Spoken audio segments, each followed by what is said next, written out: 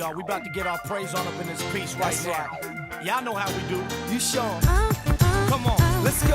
Yeah. Get your hands up. Uh-huh. All right, check it out, man. We're gonna do this thing like this. Here we go, y'all. And I don't wanna let it in.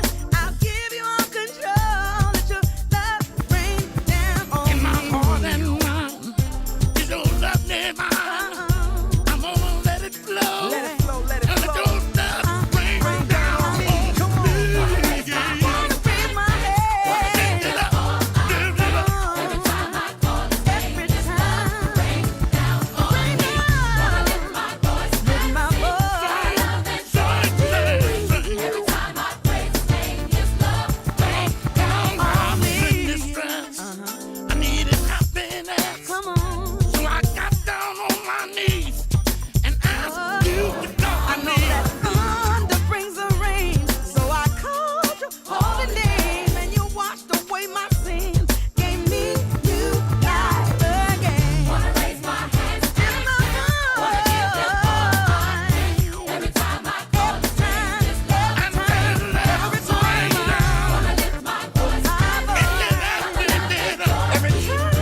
every time I praise his love is rain down, raining down. raining down on me. Deep inside,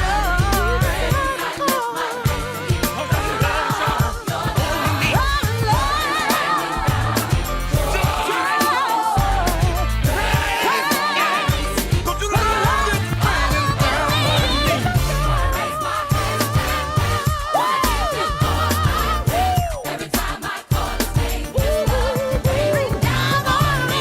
Wanna lift my voice. Every time I praise him, his love is raining down on me. Wanna raise my hands and dance. Wanna give him all I can. Every time I call his name, his love rain on me. Wanna lift my voice. Every time I turn around, it's always blessing me. Every time I praise his name, his love rain down on me. I said love, Rain down, let your love rain down.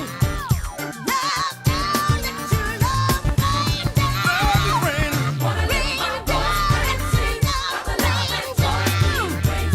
Rain down, let your love rain down. Every time I praise him, love is raining down on Wanna me. give him all Raining down on me. Lift me up, lift me up, lift me up. My voice, love and joy. Sing the song, sing the song. I wanna raise my hands and dance. Wanna give him all I Every time Every time I call his name, his love every wanna lift my voice and sing about the love and joy he brings.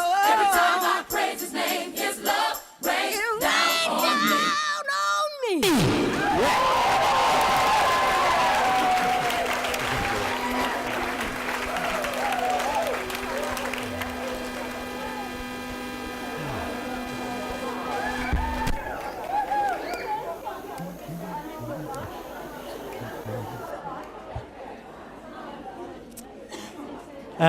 Both of those songs, by the way, are from the movie The Fighting Temptations. The Fighting Temptations, it's called. It's about a church group in, I think, southern USA who enter a song competition, basically. It's quite an amusing movie. It's not deeply emotional, but it has some very good songs in it. About God and connecting God's love and so forth. The second one you heard is called Rain Down, and it's about God's love raining down on you based on your desire.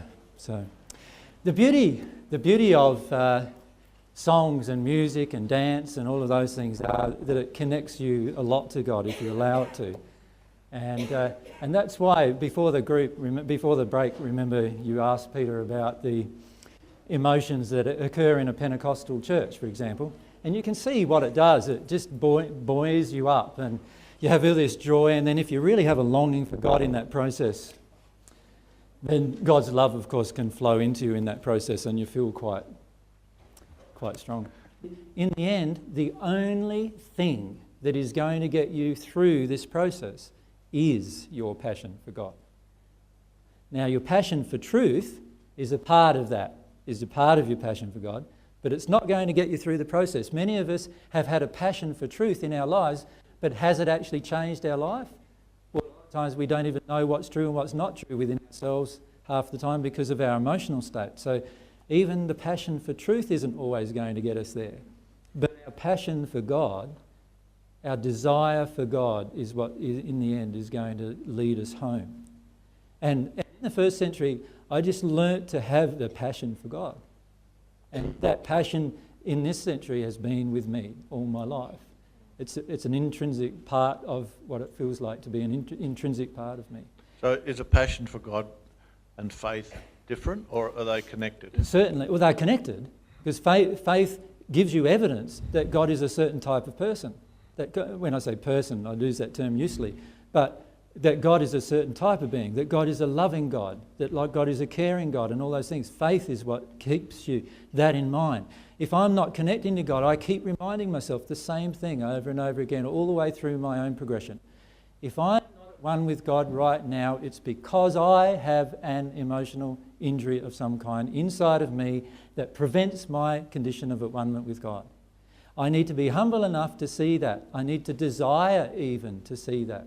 No one else needs or has to show me that. If I desire it inside of myself, if I long for knowing what's going on inside of me that's preventing my relationship with God, because I passionately desire God in my heart, then I am going to be drawn into humility automatically. I am not going to be arrogant and shut it all down. I'm not going to say to people all the time, oh, you don't know what you're talking about, you don't know. I'm going to listen to everything and let myself feel everything, and I'm going to work my way with everything, work everything through inside of myself to lead me to God, if I have a passion for God. If I don't have a passion for God, then I'm not going to do that. At some point in my life, I'm going to stop. I am going to stop progression. Because at some point in your life, an emotion is going to come up that interferes with why you had your passion, other than this passion for God. For example, if I've got a passion because you hear this a lot, I want to be free of my emotional injuries, people say to me. Well, I say, well, that's lovely that you want to be free of your emotional injuries, but in the end, if you don't have a passion for God, you're never going to get there. Because how are you going to deal with your emotional injuries when some of them are so terrible that you're going to feel like stopping? What's the other motivator? What's going to motivate you when the emotional injury feels like you want to stop? What's going to motivate you then? Well, most people at that point, who have a passion to do it only because of how it changes themselves, they stop because there's nothing else motivating them. You know, some people say they have a passion to do it for their children. Well, that's a great thing to do something for somebody else. But at the end of the day, sooner or later, this motivation you have for your child is going to be challenged in some way. And before you know it, you'll have an emotion that you don't want to deal with that emotion for your child or anyone else. And what's going to get you through that? It's only going to be a passion for God. And what happens when you say, oh, I'm doing it for my relationship? Well, what happens if the relationship breaks? Who are you going to do it for then? Can you see, under all these different circumstances, if you're doing it for the wrong reasons, it's soon going to be exposed.